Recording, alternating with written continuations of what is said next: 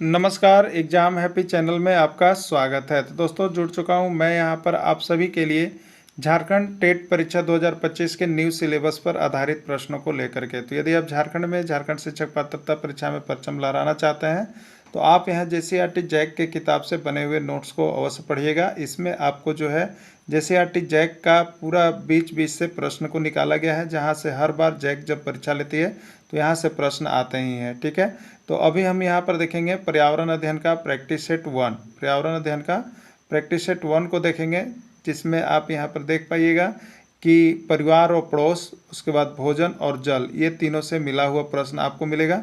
तो आप सभी इसका प्रैक्टिस सेट अवश्य बना लीजिएगा। चलिए देखते हैं प्रैक्टिस सेट 1 को। परिवार किससे कहते हैं? परिवार किससे कहते हैं आपको बताना है। ऑप्शन है माता पिता और बच्चों के समूह को, एक दूसरे से संबंधित लोगों के समूह को, एक ही घर में रहने वाले लोगों के समूह को, या उपरोक्त सभी। ठीक है, देखिए माता पिता और बच्चों का समूह भी परिवार है, एक दूसरे से मिल करके हम लोग जो रहते हैं वो भी हमारे परिवार के अंतर्गत ही रहते हैं, और एक ही घर में रहने वाले लोगों का समूह जो होता है वो भी परिवार कहलाता है। यानी राइट आंसर इसका हो जाएगा उपरोक्त सभी। ठीक है, चलिए दूसरा प्रश्न देखते हैं। संयुक्त परिवार में कौन कौन सदस्य शामिल होते हैं? हरियाणा टेट 2022 का पूछा गया प्रश्न है। संयुक्त परिवार में कौन कौन सदस्य शामिल होते हैं? माता पिता और बच्चे, दादा दादी, माता पिता, चाचा चाची और बच्चे, केवल माता पिता और केवल बच्चे। तो संयुक्त परिवार में कौन शामिल होता है? तो देखिए संयुक्त परिवार में 3 पीढ़ी के लोग शामिल होते हैं। तो इसमें दादा दादी भी होते हैं, माता पिता भी होते हैं, चाचा चाची भी होता है, बच्चे भी होते हैं। ये सभी संयुक्त परिवार में आते हैं। तो इसका राइट आंसर बी हो जाएगा। छोटे परिवार में कितने सदस्य होते हैं? देखिए बिहार टेट का पूछा गया प्रश्न है। छोटे परिवार में कितने सदस्य होते हैं? बहुत सारे, कम, 10, 7। ठीक है, तो बहुत सारे परिवार किस में होते हैं? संयुक्त परिवार में होते हैं। बहुत कम परिवार किस में होते हैं? छोटे परिवार, व्यक्तिगत परिवार या नाभिकीय परिवार में होते हैं। और 10 और 7 ये सब चले जाएंगे किसमें? संयुक्त में ही। तो आपसे पूछा है कि छोटे परिवार यानी एकल परिवार में कितने सदस्य होते हैं? तो बहुत ही कम होते हैं। इसका राइट आंसर आप कम मारिएगा। ठीक है, परिवार के सदस्यों के बीच कैसा संबंध होना चाहिए? देखिए परिवार में आप सदस्य के रूप में अगर रह रहे हैं तो उसका संबंध कैसा होना चाहिए? झगड़े का, प्यार और सहयोग का, भेदभाव का, दुश्मनी का। ठीक है, तो परिवार के सदस्यों के बीच जो संबंध होना चाहिए वो होना चाहिए आपका प्यार और सहयोग का संबंध होना चाहिए। पड़ोसी किससे कहते हैं? आपको बताना है कि पड़ोसी किससे कहते हैं। जो आपके दोस्त हैं, देखिए पंजाब टेट का पूछा गया प्रश्न है। ठीक है, जो आपके रिश्तेदार हैं, जो आपके सहकर्मी हैं, जो आपके घर के पास रहते हैं। तो देखिए हम लोग कहते हैं कि अगर कोई सदस्य आते हैं तो बोलते हैं ये राम जी जो है हमारे पड़ोसी हैं। पड़ोसी मतलब हमारे घर के पास में रहते हैं। वो हो सकता है कि बाएं रहते हो, दाएं रहते हो, उत्तर रहते हो, दक्षिण रहते हो, पूरब रहते हो, पश्चिम, लेकिन घर के आसपास जो रहते हैं वो सभी हमारे पड़ोसी कहलाते हैं। ठीक है, तो जो आपके घर के पास रहते हैं वो पड़ोसी कहते हैं। राइट आंसर इसका डी होगा। पड़ोसियों के साथ कैसा व्यवहार करना चाहिए? आपको बताना है कि जो आपके पड़ोसी है उसके साथ कैसा व्यवहार करना चाहिए। एमपी टेट 2021 का प्रश्न है। अशिष्टापूर्ण, सहयोग एवं मैत्रीपूर्ण, उपेक्षापूर्ण, भेदभावपूर्ण। ठीक है, तो पड़ोसियों के साथ हमारा व्यवहार कैसा होना चाहिए? तो सहयोग एवं मैत्रीपूर्ण संबंध होना चाहिए। राइट आंसर इसका बी हो जाएगा। परिवार और पड़ोस हमारे जीवन में क्यों महत्वपूर्ण है? परिवार और पड़ोस का होना हमारे जीवन में क्यों महत्वपूर्ण होता है? वे हमें कपड़े प्रदान करते हैं, वे हमें भोजन प्रदान करते हैं, वे हमें मनोरंजन प्रदान करते हैं, वे हमें सामाजिक और भावनात्मक सहायता प्रदान करते हैं। ठीक है, तो यहाँ पर प्रश्न था कि परिवार और पड़ोस हमारे जीवन में क्यों महत्वपूर्ण है? तो परिवार और पड़ोस हमारे जीवन में महत्वपूर्ण है क्योंकि वे हमें सामाजिक और भावनात्मक सहयोग में सहायता प्रदान करते हैं, इसलिए इसका ज़रूरी हम लोगों को पड़ता है। इसलिए परिवार और पड़ोस से जुड़े हुए रहना चाहिए। यदि आपके पड़ोसी को मदद की ज़रूरत हो तो आप क्या करेंगे? आपको बताना है कि यदि आपके पड़ोसी हैं उनको किसी प्रकार के आपके मदद की ज़रूरत है तो आप क्या करेंगे? उसकी मदद करेंगे, उससे डांटेंगे, उससे छोड़ देंगे, उससे अनदेखा कर देंगे। ठीक है, तो यदि हमारे पड़ोसी को हमारे मदद की ज़रूरी है तो हमें क्या करना चाहिए, उसकी मदद करना चाहिए। राइट आंसर इसका ए हो जाएगा। नेक्स्ट, पर्यावरण अध्ययन में परिवार और पड़ोस किस विषय के अंतर्गत आता है? परिवार और पड़ोस किस विषय के अंतर्गत आता है? जल, रिश्ता, भोजन या उद्योग? तो जल के अंतर्गत आएगा, भोजन भोजन के अंतर्गत, उद्योग उद्योग। यानी परिवार और पड़ोस से क्या बताता है? एक रिश्ता बताता है, इसलिए रिश्ता के अंतर्गत आएगा और पंजाब टेट 2019 का पूछा गया प्रश्न है। ठीक है, तो हम आपको देखिए परिवार और पड़ोस से अब तक जितना प्रश्न लगभग आया है वो भी हम आपको इसमें इंक्लूड कर दिए हैं। तो आप सभी देख लीजिएगा, वीडियो के अंत तक जुड़े रहिएगा। सारे प्रश्न को इसने हमने एक ही वीडियो में समाप्त कर दिया गया है। ठीक है, पर्यावरण अध्ययन में पर्यावरण शब्द का क्या अर्थ है? पर्यावरण अध्ययन में पर्यावरण शब्द का क्या अर्थ है?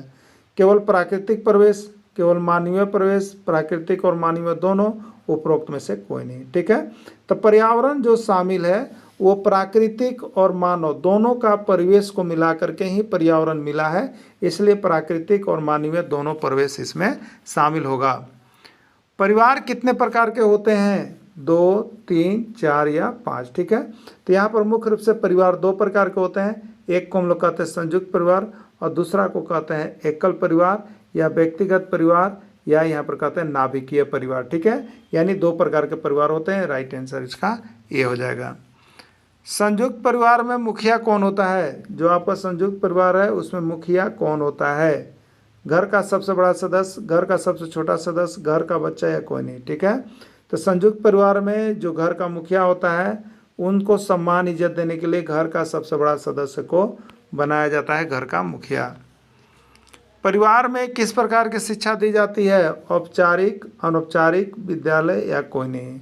CG TET, MP TET, UP TET, देखिए कितना महत्वपूर्ण है। ठीक है, तो परिवार में हमें किस प्रकार की शिक्षा दी जाती है? अनौपचारिक शिक्षा दी जाती है, क्योंकि इसमें बच्चा परिवार से हर समय देख करके अनौपचारिक रूप से सीख रहा होता है, तो ये अनौपचारिक शिक्षा हो जाएगा। बालक की प्राथमिक या प्रथम पाठशाला है? बालक की प्राथमिक या प्रथम पाठशाला है समाज, विद्यालय, परिवार या पास पड़ोस? ठीक है, तो बालक की प्राथमिक या प्रथम पाठशाला जो है वो परिवार को ही माना जाता है। परिवार जो है बालक की प्राथमिक या प्रथम पाठशाला है। एमपी टेट में मध्य प्रदेश शिक्षक पात्रता परीक्षा में 2024 में भी प्रश्न पूछा गया था।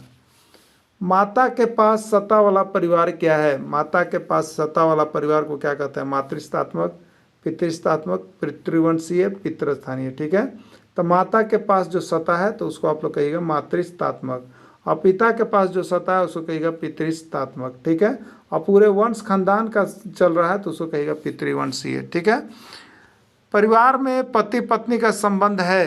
परिवार में पति पत्नी का संबंध कैसा है? दाम्पत्य का होता है, सहोदर का होता है, पिता पुत्र का होता है, कोई नहीं। ठीक है, तो परिवार में पति पत्नी का जो संबंध होता है वो दाम्पत्य का संबंध होता है। राइट आंसर ए इसका हो जाएगा।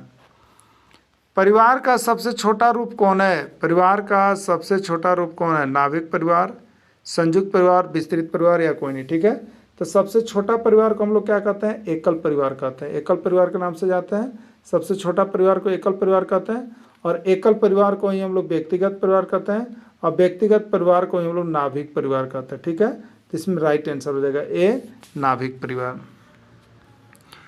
किस परिवार में बच्चों में आत्मनिर्भरता एवं निर्णय लेने की क्षमता का विकास होता है? किस परिवार में? एकल परिवार में, संयुक्त परिवार में, विस्तृत परिवार में या कोई नहीं? ठीक है, तो देखिए किस परिवार में? एकल परिवार में जो होता है वो बच्चों की आत्मनिर्भरता एवं निर्णय लेने की क्षमता का विकास होता है, क्योंकि संयुक्त परिवार में बच्चे जो होते हैं दूसरे पर आत्मनिर्भर होते हैं और निर्णय भी दूसरा कोई होता है, इसलिए ये इसमें समस्या आती है। लेकिन अगर एकल परिवार है तो उसमें उसको खुद ही काम करना होता है, इसलिए उसकी निर्भरता और निर्णय लेने की क्षमता का विकास बहुत जल्द हो जाता है। ठीक है, एकाकीपन की भावना पैदा होती है। एकाकीपन की भावना कब पैदा होती है? एकल परिवार में, संयुक्त परिवार में, विस्तृत परिवार में या इनमें से कोई नहीं? ये आपका जो गुजरात टेट का प्रश्न है। ठीक है, तो एकाकीपन की भावना किस में होती है? एकल परिवार, जो एकल परिवार है उसमें एकाकीपन या अकेलापन का समस्या आ जाता है। वह परिवार कौन सा है जिसमें पति पत्नी और अपने अविवाहित बच्चों के साथ रहते हैं? एकल परिवार, संयुक्त परिवार, विस्तृत परिवार या कोई नहीं, ठीक है। तो वह परिवार जिसमें पति पत्नी अपने अविवाहित बच्चे के साथ रहते हैं, वैसे परिवार को हम लोग एकल परिवार कहते हैं, ठीक है। क्या कहते हैं? एकल परिवार।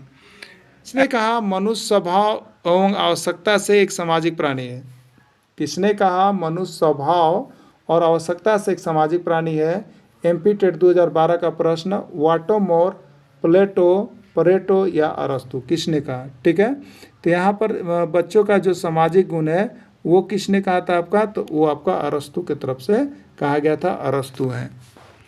3 या अधिक पीढ़ियों के सदस्य साथ साथ एक ही घर में निवास करते हैं, यह परिभाषा निम्नलिखित में से किस परिवार को व्यक्त करता है? 3 या अधिक पीढ़ियों के सदस्य साथ साथ एक ही घरों में निवास करते हैं, यह परिभाषा निम्नलिखित में से किस परिवार को व्यक्त करता है? विस्तृत परिवार, नाभिक परिवार, संयुक्त परिवार या पितृत्वात्मक परिवार, ठीक है।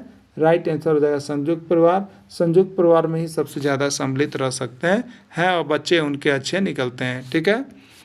बच्चों के लिए खेल है। बच्चों के लिए खेल क्या चीज़ है? एक अर्जित मनोरंजन कार्य है, एक जन्मजात प्रवृत्ति है, एक अनावश्यक प्रवृत्ति है, समय को व्यर्थ गंवाने की प्रक्रिया है, ठीक है। तो देखिए बच्चों के लिए खेल जो क्या है, एक जन्मजात प्रवृत्ति पाई जाती है, यह कुछ समय तक सभी बच्चे खेलते ही हैं, ये जन्मजात प्रवृत्ति है। परिवार का इकाई होता है। परिवार का इकाई में कौन कौन होता है? पिता, माता, प्रत्येक व्यक्ति, भाई बहन, ठीक है। तो परिवार का इकाई में पिता भी होता है, माता भी होता है, भाई बहन भी होता है, यानी राइट आंसर का हो जाएगा प्रत्येक व्यक्ति। प्रत्येक व्यक्ति जो है परिवार का इकाई माना जाता है। बच्चों का प्रथम गुरु किसको माना जाता है? पिता को, दादा दादी को, माता को या शिक्षक को, ठीक है। तो बच्चों का प्रथम गुरु किसको माना जाता है? तो ये आपका हो जाएगा बच्चों का प्रथम गुरु आपका जो है माता को। किसको माना जाता है? माता को बच्चों का प्रथम गुरु माना जाता है। इसके पहले भी हमने आपको लिखवाया है, ठीक है, नोट्स में भी लिखवाए हुए हैं। आदर्श परिवार किस परिवार को माना जाता है? संयुक्त परिवार को, छोटे परिवार को, दोनों को या कोई नहीं, ठीक है। तो आदर्श परिवार किसको माना जाता है? तो सबसे छोटे परिवार को जो होता है आदर्श परिवार के नाम से जाना जाता है। संयुक्त परिवार में आश्रित व्यक्तियों के देखभाल में कोई परेशानी नहीं होती है, आश्रित में शामिल होते हैं। संयुक्त परिवार में 2 सदस्य कमाता है तो 4 सदस्य खाता भी आश्रित रहते हैं, उनके देखभाल में कोई परेशानी नहीं होती है, आश्रितों में शामिल। तो आश्रित इसमें कौन कौन आते हैं? तो वृद्ध, अगर आप कमा रहे हैं, आपके वृद्ध माता पिता है तो वो भी आप पर आश्रित है, बच्चे आप पर आश्रित हैं, अस्वस्थ व्यक्ति भी आप पर आश्रित हैं, यानी ये सभी, ठीक है। यानी संयुक्त परिवार में आश्रित व्यक्ति के देखभाल में कोई परेशानी नहीं होती है, लेकिन आश्रित में कौन कौन होते हैं? तो वृद्ध व्यक्ति होते हैं, बच्चे होते हैं, अस्वस्थ व्यक्ति, ये सभी आश्रित हो जाते हैं। राइट आंसर हो जाएगा डी, ये सभी। सामाजिक बुराइयों का उदाहरण है। सामाजिक बुराइयों के अंतर्गत कौन कौन आता है? बाल विवाह, दहेज, बाल श्रम, ये सभी, ठीक है। तो बाल विवाह भी सामाजिक बुराई है, दहेज भी सामाजिक बुराई है, बाल श्रम भी सामाजिक बुराई है, यानी राइट आंसर होगा ये सभी, ठीक है। एकल परिवार से तात्पर्य क्या है? एकल परिवार से तात्पर्य क्या है? 8/2011 में आया था। वर्ष 1950 के बाद बना परिवार, परिवार जिसमें माता पिता और उनके बच्चे रहते हैं। संपूर्ण परिवार माता पिता और बच्चों के साथ दादा दादी रहते हैं, ठीक है। एकल परिवार में क्या होता है? तो परिवार जिसमें माता पिता और उनके अविवाहित बच्चे रहते हैं वो एकल परिवार कहलाते हैं, ठीक है। चलिए अगला देखिएगा। प्राथमिक समाजीकरण क्या है? प्राथमिक समाजीकरण क्या है? शुरुआती उम्र में परिवार एवं मित्रों से सीखना, किशोरावस्था में समाज से सीखना, प्राथमिक स्तर पर समाज से सीखना, शिक्षकों का अनुसरण करना, ठीक है। तो प्राथमिक समाजीकरण में क्या आता है आपको बताना है। तो प्राथमिक समाजीकरण में जो आता है उस शुरुआती उम्र में परिवार एवं मित्रों के साथ जो सीखता है वही प्राथमिक समाजीकरण होता है, ठीक है। मानव समूह की सबसे छोटी इकाई कौन है? मानव समूह का सबसे छोटी इकाई कौन है? परिवार, ढानी, मोहल्ला या गांव, ठीक है। तो मानव समूह की सबसे छोटी इकाई जो होती है वो आपका परिवार होता है। भारत में लड़कियों एवं लड़कों के विवाह की न्यूनतम आयु कितना है? एस्टेट में आया हुआ है, ठीक है। भारत में लड़कियों एवं लड़के के विवाह की न्यूनतम आयु क्या है? तो लड़की के लिए कितना बनाया गया है अभी? 18 वर्ष, और लड़कों के लिए कितना बनाया गया है? 21 वर्ष, ठीक है। तो 18 वर्ष और 21 वर्ष में आंसर हो जाएगा। तो यहाँ पर देखिए 18 वर्ष महिला, लड़की पहली बार है तो लड़की का 18 वर्ष है, फिर लड़का दूसरा बार है इसलिए लड़का का 21 वर्ष है, ठीक है। 18 वर्ष एवं 21 वर्ष, राइट आंसर बी हो जाएगा। अगला देखिएगा, भारत में बाल विवाह निरोध अधिनियम किस वर्ष पारित किया गया? 2006, 2008, 2011, 1997। ठीक है, तो भारत में बाल विवाह निरोध अधिनियम जो कब पारित किया गया? 2006 ईस्वी में पारित किया गया। बच्चों को समाजीकरण का पहला पाठ कहाँ से प्राप्त होता है? परिवार से, विद्यालय से, सांस्कृतिक केंद्र से, धार्मिक केंद्र से। ठीक है, तो बच्चों को समाजीकरण का पहला पाठ कहाँ से प्राप्त होता है? तो उसके परिवार से ही प्राप्त होता है, जिससे वो समाजीकरण सीखने लगता है। किसी परिवार को दर्शाया जाता है, परिवार को किस तरह से दर्शाया जाता है? पारिवारिक वृत्त से, पारिवारिक बार चार्ट से, पारिवारिक पाई चार्ट से, या किसी से नहीं। ठीक है, तो किसी परिवार को दर्शाया जाता है वह उसके पारिवारिक वृत्त से, किससे दर्शाया जाता है? पारिवारिक वृत्त से दर्शाया जाता है। विद्यालय परिसर में छात्रों को खेल कूद की क्रिया में भाग लेना आवश्यक है। छात्रों को अपनी सृजनात्मक क्षमता का विकास होगा, छात्रों में स्वस्थ स्वयं का विकास होगा, शारीरिक विकास उचित ढंग से हो सकेगा। ठीक है, तो छात्रों में अपनी सृजनात्मक क्षमता का विकास होगा, छात्रों से स्वस्थ स्वयं का शारीरिक विकास उचित ढंग से हो सकेगा। उपरोक्त सभी, तो राइट आंसर इसका हो जाएगा उपरोक्त सभी। ठीक है, चलेगा। ठीक है, अनुज कक्षा 4 में पढ़ता है, अमित उसका बहुत अच्छा मित्र है, वह उसकी सहायता करता है प्रदर्शन में, उचित अनुचित में, सुख दुख में, या किसी में। ठीक है, तो अनुज कक्षा 4 में पढ़ता है, तो अमित का कार बहुत अच्छा मित्र है, तो वह उसकी किसकी सहायता करेगा? ठीक है, तो इसका राइट आंसर हो जाएगा इन सभी में। प्रदर्शन में भी सहायता करेगा, सुख दुख में भी करेगा, उचित अनुचित में भी करेगा, सभी चीज़ में सहायता करेगा। सामाजिक जीवन की प्रारंभिक पाठशाला कहा जाता है। सामाजिक जीवन की प्रारंभिक पाठशाला किसको कहा जाता है? परिवार, विद्यालय, गांव, या कोई नहीं। ठीक है, तो सामाजिक जीवन की प्रथम पाठशाला जो है उसका परिवार माना जाता है। क्या माना जाता है? उसका परिवार माना जाता है। ऐसे जंतु जो केवल हरे पौधे को खाते हैं कहलाते हैं, क्या कहलाते हैं? ठीक है, शाकाहारी, हर्बीवोरस, मांसाहारी, कॉर्निवोरस, सर्वाहारी, ओमनीवोरस। ठीक है, याद रखिएगा, कभी कभी ये वर्ड अब नहीं दे रहा है, ये वर्ड दे रहा है, इसलिए इसको भी दिमाग में बैठाइएगा। इसीलिए आपको हमने बता दिया यहाँ पर। हर्बीवोरस, ह से हरा घास शाकाहारी, कॉर्निवोरस, सी ए कैट, कैट से बिल्ली मांसाहारी, ओमनीवोरस जो दोनों सर्वाहारी। ठीक है, तो जो केवल घास को खाते हैं, हरे पौधे को खाते हैं, हरा चीज को, ह से हर्बीवोरस, तो क्या हो जाएगा? शाकाहारी हो जाएगा। ठीक है, किस चीज़ श्रेणी में जाएगा? शाकाहारी श्रेणी में जाएगा। और देखिए कब आया है, तो आप इसको देख लीजिए, एचटेट हरियाणा शिक्षक पात्रता परीक्षा 2015 का प्रश्न है। देखिए हम आपको बता देते हैं, हम जो नोट्स बना रहे हैं आपको यहाँ पर आपके लिए स्पेशल बना रहे हैं, और ये जो है आपको बहुत कम प्रश्न इसमें मिलेगा। अगर आप कोई गाइड उठ खरीदे हैं ना, तो आप देखिएगा पढ़ते पढ़ते थक जाएगा, लेकिन यहाँ हम सिर्फ आपको 15 से 20 टॉपिक का PDF देंगे, और देखिएगा वहाँ से 30 में 25 से 30 प्रश्न एकदम आ जाता है। अगला बार अभी जैक जो एग्जाम लिया था ना आकलन का, एक पार्ट से देखिएगा दो को प्रश्न भिड़ा था, एक पार्ट से, लेकिन विश्वास नहीं था लोगों को, बहुत कम लोग देखे, लेकिन जो देखें वो जरूर कमेंट किए कि सर आपका नोट से आया था, इसलिए विश्वास करके पढ़िएगा। ठीक है, और अगर देखिए पूरे तैयारी आप कर रहे हैं तो आपको तो हम 500 रुपया में ही करवा दे रहे हैं PDF नोट्स वीडियो के साथ, और केवल EVS से आप केवल लेना चाहते होंगे तो आपको 150 रुपया में पूरा EVS का नोट्स और वीडियो दोनों दे दिया जाएगा। ठीक है, तो आप यहाँ से भी तैयारी कर सकते हैं। पूरे EVS में 30 में 25 तो आने की पूरी गारंटी होगी, आप खाली देख लीजिएगा यहाँ से, तो ठीक ना। चलिए, शाकाहारी जीव का उदाहरण है, आपको बताना है कि इसमें कौन शाकाहारी जीव का उदाहरण है? गाय, बकरी, हिरन, खरगोश, या सभी। ठीक है, तो गाय क्या होता है? सिर्फ हरा घास को खाते हैं, इसलिए ये भी शाकाहारी है। बकरी सिर्फ हरे घास हरे पत्तियों को खाती है, इसलिए यह भी शाकाहारी है। हिरन भी हरे घास पत्तियों को खाती है, शाकाहारी। खरगोश भी हरे चीज़ों पर निर्भर करते हैं, इसलिए शाकाहारी। यानी राइट आंसर इसका ये होगा सभी। कहाँ पर आया? तो यूपी टेट 2021 उत्तर प्रदेश शिक्षक पात्रता परीक्षा में पूछ दिया गया। ठीक है, देखिए कितने इजी प्रश्न रहते हैं। और आप जब गाइड खरीदते हैं तो सब कोई चीज़ आपको मिलता ही नहीं है बीच से, समझ गए, सब बाहर से। इसलिए हम केवल कहाँ से बनाए हैं? तो ये जैक की किताब से आपको बनाया है, जो झारखंड में चल रहा है। ये कहाँ पर मिलेगा टॉपिक? अगर आपको चेक करना है तो आप देखिएगा क्लास 6 चले जाइएगा, और वहाँ पर विज्ञान पाठ देखिएगा। क्या देखिएगा? विज्ञान पाठ का 1। अब देखिए आपके दिमाग में चल रहा है कि पर्यावरण के लिए हम क्या क्या पढ़ें, तो पर्यावरण के लिए आपको देखिए जीव विज्ञान पढ़ना पड़ता है। क्या पढ़ना पड़ता है? जीव विज्ञान आप 6 to 8 तक का देख लीजिएगा, और भूगोल, खास करके भूगोल भी आप 6 to 8 तक का देख लीजिएगा। ठीक है, अब रही बात कि आपको टॉपिक जो दिया है पहले उसको देख लीजिए, बाकी आपका एक भी प्रश्न न छूटे इसके लिए यहाँ पर जीव विज्ञान 6 to 8 तक देख लीजिए, भूगोल 6 to 8 तक देख लीजिए, और थोड़ा सा कभी कभी राजनीति शास्त्र का टॉपिक होता है क्लास 6 का देख लीजिएगा। तो यहाँ से आपको 100% जो है भिड़ जाता है प्रश्न, एकदम 100% बता रहे हैं, ठीक है। इसलिए पर्यावरण अध्ययन के लिए यदि आप चाह रहे हैं कि बहुत बड़ा लंबा चौड़ा हम पढ़ें तो इसका ख्वाब छोड़ दीजिए आप लोग, ठीक है। पर्यावरण अध्ययन के लिए बहुत कम पढ़िए और बहुत ज़्यादा मार्क्स उठाइए, ठीक है, इसी पर निर्भर करेगा। चलिए अब देखते हैं खरगोश किस प्रकार का जीव है। आपको बताना है कि खरगोश किस प्रकार का जीव है, शाकाहारी है, मांसाहारी है, सर्वाहारी है या सभी है। खरगोश किस प्रकार का जीव है, ठीक है।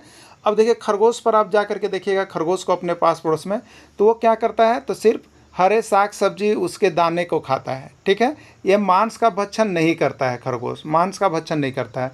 यदि मांस का भक्षण करता तो मांसाहारी, लेकिन ये हरा चीज़ केवल पौधे या पौधे से बने उत्पाद को ही खाता है, इसलिए ये किस में चला जाएगा, तो शाकाहारी में चला जाएगा। तो आपका यहाँ पर देखिए कब आया हुआ है, तो ये आपको बिहार टेट 2021 का प्रश्न है, बिहार शिक्षक पात्रता परीक्षा का पूछा गया प्रश्न आपका है। हम सारे राज्यों का देखिए एक जगह आपको जो है यहाँ पर प्रश्न करवाने जा रहे हैं, क्वेश्चन बैंक भी आपको हम बनवाने जा रहे हैं, ठीक है। क्वेश्चन बैंक भी आपको हम इसका करवा देंगे, बाकी प्रैक्टिस भी करवा देंगे। KVS आपका 30 में 30 आ जाएगा। 1 से 5 शिक्षक के लिए रामबाण साबित होगा, 1 से 5 शिक्षक के लिए यह नोट्स रामबाण साबित होगा।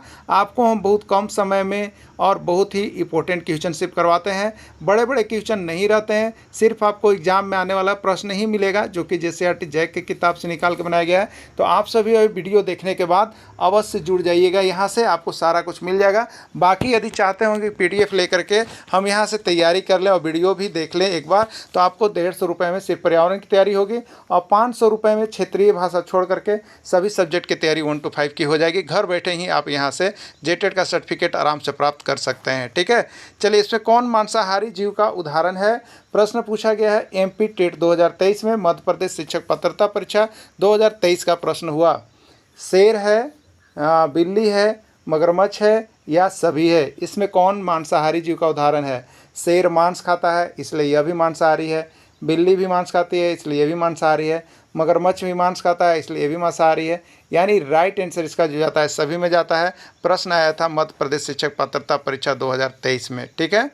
चलिए अगला है, वैसे जंतु जो केवल मांस का भक्षण करते हैं क्या कहलाते हैं, शाकाहारी, मांसाहारी, सर्वाहारी या सभी, ठीक है। देखिए ये तो आपको शाकाहारी, मांसाहारी, सर्वाहारी लिखा हो रहेगा, लेकिन शाकाहारी को क्या कहते हैं अभी बताया था आपको, हर्बीवोरस, मांसाहारी को कॉर्निवोरस और सर्वाहारी का ओमनिवोरस। याद रखिएगा, कभी कभी ये भी नाम दे सकता है आपको, शाकाहारी की जगह पर हर्बीवोरस, मांसाहारी की जगह पर कॉर्निवोरस और सर्वाहारी की जगह पर ओमनिवोरस। दोनों नाम को एकदम कन्फ्यूज मत होइएगा, क्योंकि बहुत बार ऐसा कन्फ्यूजन पैदा कर दिया गया है एग्जाम की तरफ से, ठीक है। तो वैसे जंतु जो केवल मांस का भक्षण करते हैं उसको हम लोग क्या कहते हैं, मांस का भक्षण करने वालों को मांसाहारी, और इसी का नाम हो जाएगा कॉर्निवोरस। क्या हो जाएगा, कॉर्निवोरस, ठीक है। कॉर्नी में CAT, कैट, कैट मीन्स बिल्ली, जो बिल्ली को खाएगा, बिल्ली मांस है इसलिए मांसाहारी में चला जाएगा, कॉर्निवोरस, ठीक है। इसमें कौन मांसाहारी जीव नहीं है, इसमें कौन मांसाहारी जीव नहीं है, आपका प्रश्न आया हुआ है MP टेट में 2021 में, ठीक है। इसमें कौन मांसाहारी जीव नहीं है, गाय, कुत्ता, खरगोश या सभी, ठीक है। इसमें कौन मांसाहारी जीव नहीं है। गाय क्या चीज़ है बताइए, तो गाय केवल हरे घास को खाते इसलिए शाकाहारी है। अब खरगोश क्या है बताइए, तो खरगोश केवल जो है हरे घास या उससे हरे साग सब्जियों से बने उत्पादों खाता है इसलिए शाकाहारी है।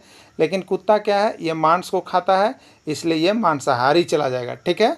और राइट, इसमें राइट एक सभी है तो सभी नहीं होगा, यानी राइट आंसर इसका कुत्ता होगा, ठीक है। कुत्ता जो है मांसाहारी में चला जाएगा, ठीक। चलिए अगला है, सर्वाहारी जीव है, इसमें सर्वाहारी जीव कौन है आपको बताना है। ये यूटेट का मतलब उत्तराखंड टेट 2013 का ये प्रश्न पूछा गया है। भालू, मनुष्य, कौआ या सभी, सर्वाहारी जीव कौन है, ठीक है। तो भालू जो है हरे घास, हरी पत्तियां को भी खाता है और मांस को भी खाता है, दोनों को खाता है, इसलिए ये मांस और घास दोनों खाएगा, ये सर्वाहारी में जाएगा। मनुष्य जो है हरे साग सब्जियां भी खाते हैं और मांस भी खाते हैं, तो ये दोनों में जाएगा, ये भी सर्वाहारी है। और कौवा भी उसी की श्रेणी में है, ये मांस भी खाता है और हरे पेड़ पौधे से बने उत्पाद को भी खाता है, ठीक है। तो ये भी सर्वाहारी होगा, यानी राइट आंसर इसका सभी होगा, डी होगा। और देखिए उत्तराखंड टेट 2013 का प्रश्न आया हुआ था, ठीक है। हम ए की कमी से रात में कम दिखलाई देने लगता है, इस रोग को क्या कहते हैं? यानी विटामिन ए की कमी से होता है और कमी होता है तो रात में उसको कम दिखलाई पड़ता है, तो वो कौन सा रोग कहलाता है जो रात में कम दिखलाई पड़ता है? मिनी माता का रोग होता है, रतौंधी का रोग होता है, ग्वाइटर या घेघा का रोग होता है, या बेरी होता है? कौन सा रोग होता है आपको बताना है, ठीक है। ये आपको रीट 2016 राजस्थान शिक्षक पात्रता परीक्षा 2016 का प्रश्न आया हुआ है, ठीक है। तो ये कौन सा चीज होता है? रतौंधी होगा, राइट आंसर इसका रतौंधी हो जाएगा, ठीक है। चलिए नेक्स्ट देखिएगा, विटामिन बी की कमी से कौन सा रोग होता है? विटामिन बी की कमी से कौन सा रोग होता है? रतौंधी होता है, बेरी होता है, स्कर्वी होता है, रिकेट्स होता है। पंजाब टेट 2015 और झारखंड टेट 2013 का ये प्रश्न है, ठीक है। विटामिन बी की कमी से कौन सा रोग होता है? तो विटामिन बी की कमी से बेरी होता है। बाकी आपको यहाँ सारा चीज PDF दिया गया है, ठीक है। चलिए नेक्स्ट प्रश्न है, विटामिन डी की कमी से कौन सा रोग होता है? आपको बताना है। क्वेश्चन नंबर 13 है, विटामिन डी की कमी से कौन सा रोग होता है? ये आपका प्रश्न कब आया हुआ है? तो यूपी टेट 2013 का प्रश्न है।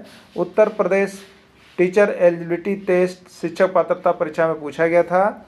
रतौंधी, बेरी, स्कर्वी या रिकेट्स क्या होता है? तो विटामिन डी की कमी से रिकेट्स या सूखा रोग होता है। किस विटामिन की कमी से प्रजनन क्षमता में कमी आती है? उस विटामिन का नाम बताइए जिससे प्रजनन क्षमता में मनुष्यों में कमी आ जाती है। क्या होगा? Vitamin A, vitamin B, vitamin D, vitamin E. MP TET 2022 Madhya Pradesh शिक्षक पात्रता परीक्षा 2022 का ये प्रश्न पूछा गया है EVS के अंतर्गत, ठीक है। तो किस विटामिन की कमी से प्रजनन क्षमता में कमी आती है?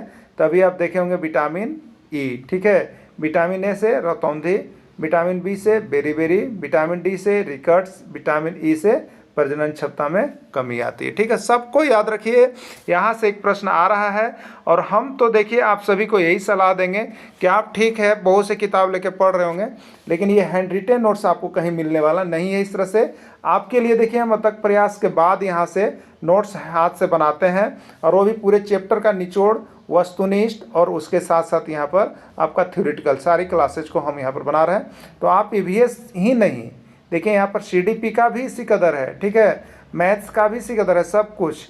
तो आप 1 to 5 के लिए देखिए पूरे एडमिशन लेंगे तो आपको सिर्फ यहाँ पर जो है 500 रुपये में क्षेत्रीय भाषा छोड़ करके आपका एडमिशन अभी चल रहा है, ठीक है। हो सके कि यह बाद में 1000 रुपया हो जाए, लेकिन अभी 500 में चल रहा है तो आप ऑफर का लाभ जरूर उठाइए और जल्द से जल्द जुड़ जाइए, ठीक है।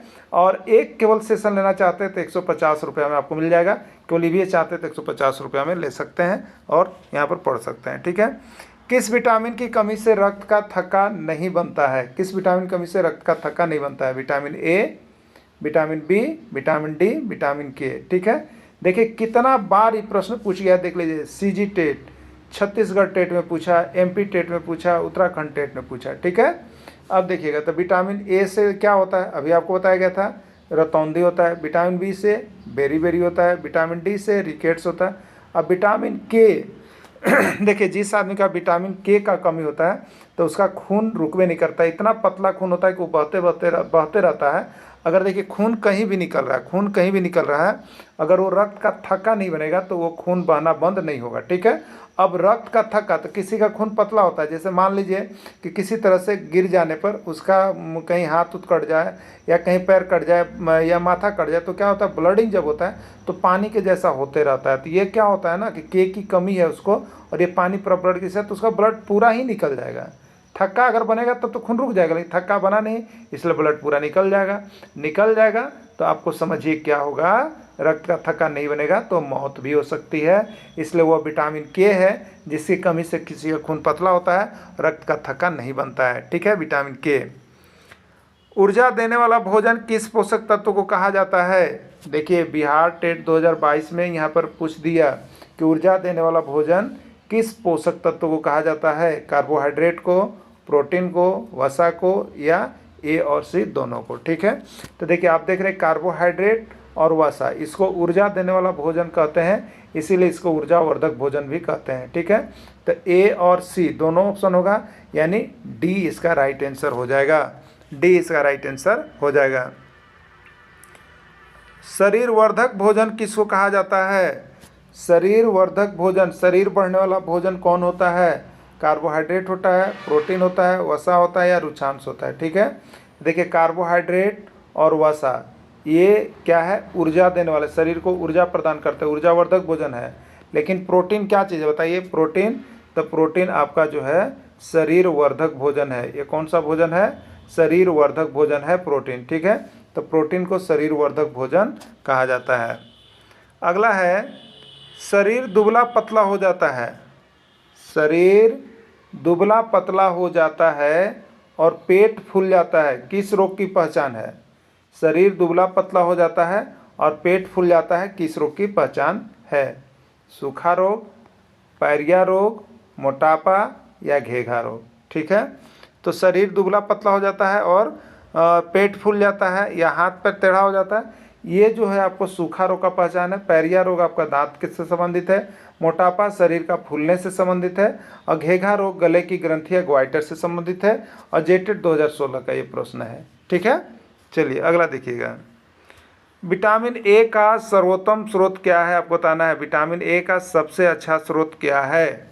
टमाटर, गाजर, मूली या मिर्ची। ठीक है, तो विटामिन ए का सर्वोत्तम स्रोत जो है वो आपका गाजर है। उत्तर प्रदेश शिक्षक पात्रता परीक्षा 2019 का प्रश्न है, राइट आंसर इसका गाजर होगा। आंवला में सर्वाधिक मात्रा में कौन सा विटामिन पाया जाता है? Vitamin A, vitamin B, vitamin C, vitamin D. ये उत्तराखंड टेट 2017 का प्रश्न पूछा गया है आप लोगों का। तो देखिए आंवला में सर्वाधिक मात्रा में कौन सा विटामिन पाया जाता है?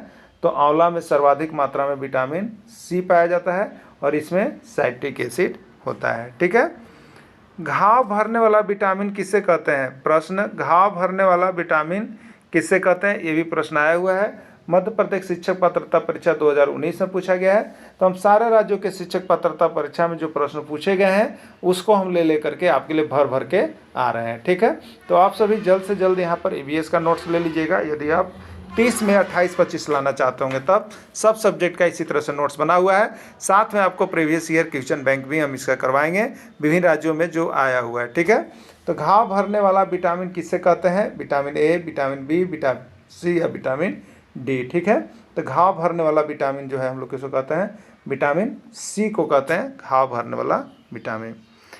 तेजी से बनने वाला विटामिन है, तेजी से बनने वाला विटामिन है vitamin A, vitamin B, vitamin C, vitamin D. Chhattisgarh TET 2020 का आया हुआ प्रश्न है। ठीक है, तो कौन हमें शरीर में विटामिन बनता है? तो सूरज के प्रकाश की उपस्थिति में हम लोगों को मिलता है विटामिन डी, इसलिए तेजी से बनने वाला विटामिन का नाम हो जाएगा विटामिन डी हो जाएगा। ठीक है, अगला प्रश्न है, बांझपन और नपुंसकता विकार किस विटामिन की कमी से होता है? बांझपन, स्त्रियों में बांझपन और पुरुषों में नपुंसकता का जो रोग होता है वो किस विटामिन की कमी से होता है? प्रश्न नंबर 23 आपका हो गया। ये उत्तराखंड टेट 2017 में पूछा है और यूपी टेट उत्तर प्रदेश का जो टेट है वहाँ 2019 में पूछा है। ठीक है, विटामिन ए है, विटामिन ई है, विटामिन सी है, विटामिन के है। ठीक है, विटामिन ए से क्या होता है? रतौंधी। विटामिन ई से प्रजनन क्षमता में कमी। ठीक है, तो ये बांझपन को भी प्रजनन क्षमता में कमी होती है और जो व्यक्ति नपुंसक हो जाते हैं उनका भी प्रजनन क्षमता में कमी हो जाता है। ठीक है, तो इसलिए इसका राइट आंसर बी यानी विटामिन ए की कमी से होता है। ठीक है, विटामिन सी की कमी से स्कर्वी और के की कमी से रक्त का थक्का नहीं बनता है, यही चीज़ था। तो राइट आंसर हो जाएगा विटामिन ई। कौन ऊर्जा का स्रोत नहीं है? इसमें कौन जो है ऊर्जा का स्रोत नहीं है आपको बताना है? प्रोटीन, कार्बोहाइड्रेट, वसा या विटामिन। ठीक है, तो ये सभी हमें ऊर्जा देते हैं, लेकिन विटामिन हमारे शरीर को ऊर्जा नहीं देते हैं बल्कि रोग प्रतिरोधक शक्ति से लड़ने की क्षमता केवल प्रदान करते हैं। MP टेट 2021 में और CG टेट 2018 में ये प्रश्न निकला हुआ है, आया हुआ है, आप सभी देख लीजिएगा। विभिन्न राज्यों के शिक्षक पात्रता परीक्षा का प्रश्न बनाना चाहते हैं तो वो भी आपको हमारे चैनल पर मौजूद है। तो आप यहाँ पर हमारे मोबाइल नंबर देख रहे होंगे, 9631054226 पर संपर्क करके जेटेट में 100% स्कोर करने के लिए यहाँ से सारे नोट्स PDF लेकर पढ़ना कभी मत भूलिएगा, ठीक है। तो दूध में कौन सा विटामिन नहीं होता है, ठीक है। Vitamin A, vitamin B, vitamin C, vitamin D, कौन सा विटामिन नहीं होता है। बिहार टेट 2023 का ये प्रश्न आया हुआ है।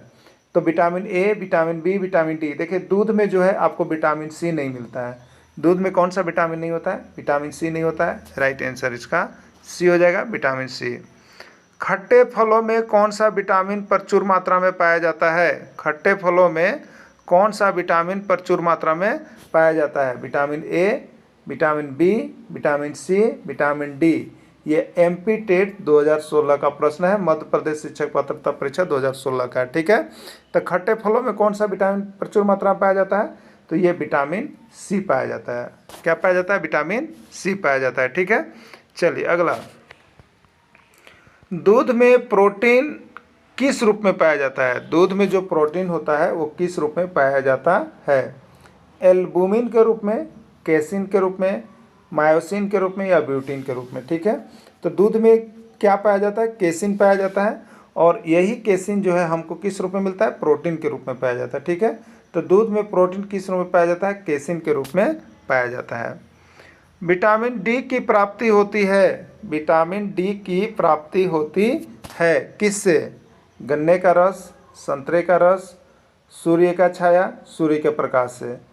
CG टेट 2013, छत्तीसगढ़ टेट 2013 में पूछा गया और मध्य प्रदेश शिक्षक पात्रता परीक्षा 2014 में प्रश्न आया, ठीक है। देखिए बहुत ही हल्के हल्के प्रश्न रहते हैं, लेकिन सिर्फ एक बार देखने की आवश्यकता है। तो जो नए कैंडिडेट हैं, पहली बार दे रहे हैं, तो आप सभी आश्वस्त रहिए कि आपको हम यहाँ पर JCRT से इसी कदर हर सब्जेक्ट का PDF नोट्स वीडियो बना के दे रहे हैं। तो अभी 500 रुपये में आपको 1 to 5 की तैयारी हो रही, जल्दी जुड़ जाइएगा, नहीं तो फिर इसकी राशि हो सके कि 1000 रुपये आपको बढ़ जाए। और यहाँ से सारे नोट्स PDF वीडियो आपको प्रदान किए जाते हैं और सब कुछ आपको यहाँ से मिलते रहता है। तो इस चैनल को अवश्य जुड़िए और तैयारी कीजिए, PDF लेकर के पढ़ लीजिए, वीडियो देख लीजिए, बात करने की पूरी सुविधा सिर्फ 500 रुपये में, ठीक है। जल्दी करेंगे और जुड़ जाएंगे। तो विटामिन डी की प्राप्ति सूर्य के प्रकाश से होती है। वैसे पोषक तत्व जो हमें शारीरिक ऊर्जा नहीं देते हैं लेकिन बिना पचे हुए भोजन को पचाने में सहायता प्रदान करते हैं, क्या कहलाते हैं। अभी आपको बताए थे कि वो तत्व कौन है। देखिए कहाँ कहाँ पूछा गया था, बंगाल टेट 2014 और राजस्थान टेट 2016 में आया था। देखिए ये होते हैं रुक्षांश। रुक्षांश क्या करते हैं, तो हमें कोई पोषक तत्व नहीं प्रदान करते हैं, ये केवल बिना पचे हुए भोजन को हमें पचाने में सहायता करते हैं। कार्बोहाइड्रेट शरीर को ऊर्जा देते हैं, विटामिन भी हमें कोई पोषक तत्व नहीं प्रदान करते हैं, बल्कि हमें रोग प्रतिरोधक शरीर को क्षमता से लड़ने में सहायता करते हैं, ठीक है। तो ये हो गया रुक्षांश, इसका राइट आंसर होगा। साइट्रिक एसिड किस में पाया जाता है। साइट्रिक एसिड किस में पाया जाता है, नींबू, गाजर, पपीता या कोई नहीं, ठीक है।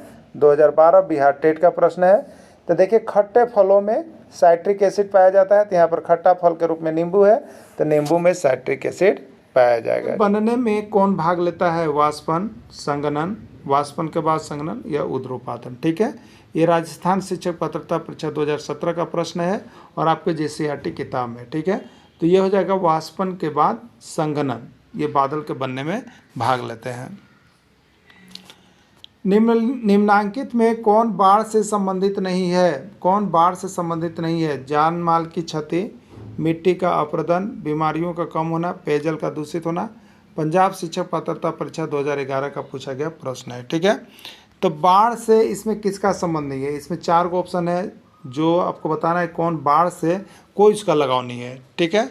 तो देखिए पहला जान माल की क्षति, तो बाढ़ से जान माल की क्षति होती है, तो ये तो संबंधित है बाढ़ से। मिट्टी का अपरदन, ये सही बात है, बाढ़ के कारण मिट्टियाँ एक जगह से दूसरी जगह मिट्टी कटाव हो जाती है और एक जगह से कट के दूसरी जगह चली जाती है, इसको मिट्टी का अपरदन कहते हैं, ये भी सही है। बीमारियों का कम होना, देखिए ये गलत चीज़ है, इसका बाढ़ से कोई संबंध नहीं है। बाढ़ कितना भी आए जाए, ये बीमारियों का कम होना इसका कोई रिलेटेड नहीं है बाढ़ से, ठीक है। तो आपसे पूछा है कौन इसमें बाढ़ से संबंधित नहीं है, तो यही राइट आंसर सी हो जाएगा। और पेयजल का दूषित होना, ये तो आपको बाढ़ से संबंधित है, क्योंकि बाढ़ होगा तो पेयजल, पीने वाला जल क्या होगा, दूषित हो जाएगा, ठीक है। चलिए अगला देखिएगा, जल को वाष्प में बदलने की प्रक्रिया को क्या कहते हैं? वाष्पन, संघनन, ऊर्ध्वपातन या सभी। ठीक है, छत्तीसगढ़ टेट 2014 का प्रश्न है। जल को वाष्प में बदलने की प्रक्रिया को हम लोग वाष्पन कहते हैं। क्या कहते हैं? वाष्पन कहते हैं। ठीक है, अगला देखिएगा, पौधों के वाष्पन द्वारा जल की क्षति को कहते हैं। हरियाणा टेट 2016 का प्रश्न है। पौधों के वाष्पन द्वारा जल की क्षति को कहते हैं संघनन, वाष्पन, ऊर्ध्वपातन या वाष्पोत्सर्जन। ठीक है, तो पौधों के वाष्पन द्वारा जो जल की क्षति होती है वो कहलाता है वाष्पोत्सर्जन। ठीक है, पृथ्वी का कितना भाग जल से घिरा हुआ है? पृथ्वी का कितना भाग जल से घिरा हुआ है? सीजी टेट छत्तीसगढ़ टेट 2013 का प्रश्न है। 1/3, 2/3, 4/5 कोई नहीं। ठीक है, तो पृथ्वी का कितना भाग जल से घिरा हुआ है? 2/3 भाग जल से घिरा हुआ है। ठीक है, अगला है, जल का अधिकांश भाग कहाँ मिलता है? हिमनदों से, झीलों से, समुद्र से या नदियों से। ठीक है, तो जल का अधिकांश भाग कहाँ मिलता है? समुद्र या महासागर में, और यह कितना है? 97% है। ठीक है, चलिए अगला प्रश्न देखिएगा, समुद्र और महासागर का जल कैसा होता है? यूपी टेट 2013 और 2017 दोनों में पूछा गया। अम्लीय, क्षारीय, उदासीन या कोई नहीं। ठीक है, तो समुद्र या महासागर का जल जो होता है वो कैसे होते हैं? क्षारीय होते हैं, खारा होता है। राइट आंसर इसका बी हो जाएगा। समुद्र के जल का उपयोग किन किन कार्यों में नहीं किया जाता? देखिए यही बात अभी हमने चर्चा भी किया था आपको थ्योरी क्लास में कि समुद्र के जल का उपयोग किन किन कार्यों में नहीं किया जाता है। ठीक है, तो समुद्र के जल का उपयोग पीने के उपयोग में एकदम नहीं करते हैं, घरेलू कार्य में एकदम नहीं करते हैं, कृषि कार्य में एकदम नहीं करते हैं। यानी राइट आंसर इसका सभी यानी डी होगा। ठीक है, और ये कब आया? छत्तीसगढ़ टेट 2013 और एमपी टेट 2017 का प्रश्न पूछा हुआ है। ठीक है, चलिए अगला देखिएगा, पृथ्वी पर उपलब्ध जल को एक रूप से दूसरे रूप में परिवर्तित करना क्या कहलाता है? ठीक है, पृथ्वी पर उपलब्ध जल को एक रूप से दूसरे रूप में परिवर्तित करना क्या कहलाता है? इसका राइट आंसर हो जाएगा जल चक्र। एक रूप का मतलब अभी नदी है, अब इसमें सूर्य का, भगवान का गर्मी पड़ेगा, वाष्पन होगा, तो यहाँ से पानी क्या होगा? कम होगा, और यहाँ पर वाष्पित होकर के रहेगा, तो क्या बनाता है? बादल बनाता है धीरे धीरे, और उसके बाद इसी से मानसून का आगमन हो जाता है। ठीक है, ये रीट 2014 का प्रश्न है। पृथ्वी पर उपलब्ध जल को एक रूप से दूसरे रूप में परिवर्तित करना क्या कहलाता है? वायु चक्र, नाइट्रोजन चक्र, जल चक्र, सभी। इसका राइट आंसर हो जाएगा जल चक्र। क्या हो जाएगा? जल चक्र राइट आंसर हो जाएगा। जल क्या है? आपको बताना है कि जल क्या है। छत्तीसगढ़ टेट 2013 का प्रश्न है। तत्व है, यौगिक है, मिश्रण है या सभी है। ठीक है, जल क्या है आपको बताना है। तो जल एक क्या है? यौगिक है। जल एक क्या है? यौगिक है। याद रखिएगा, बहुत बार प्रश्न पूछा हुआ है। जल किन किन तत्वों का यौगिक है? जल जो बना है वो किन किन तत्वों के यौगिक से बना है? ठीक है, हाइड्रोजन से, ऑक्सीजन से या ए और बी दोनों, यानी हाइड्रोजन ऑक्सीजन को मिला करके, और डी कोई नहीं। ठीक है, तो ये देखिए यूपी टेट 2019 का प्रश्न है। तो जल का देखिए सूत्र होता है, आपको पता होगा, H2O। ठीक है, यानी किन से बना है? तो हाइड्रोजन और ऑक्सीजन से। हाइड्रोजन और ऑक्सीजन से। तो आपसे क्या पूछा है? जल किन किन तत्वों का यौगिक है? हाइड्रोजन का है, ऑक्सीजन का है, हाइड्रोजन और ऑक्सीजन दोनों या कोई नहीं? तो हाइड्रोजन और ऑक्सीजन दोनों। राइट आंसर सी हो गया। ठीक है, अगला प्रश्न है, कितने डिग्री सेल्सियस पर जल बर्फ में बदल जाता है? कितने डिग्री सेल्सियस पर जल जो है बर्फ में बदल जाता है?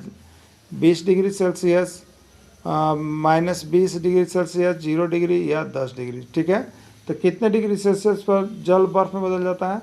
तो वो 0 डिग्री सेल्सियस पर। हरियाणा टेट 2013 का पूछा गया प्रश्न था। ठीक है, अगला है, कितने डिग्री सेल्सियस पर जल उबलने लगता है? 0 डिग्री, 100 डिग्री, 200 डिग्री या कोई नहीं। ठीक है, तो कितने डिग्री सेल्सियस पर जल उबलने लगता है?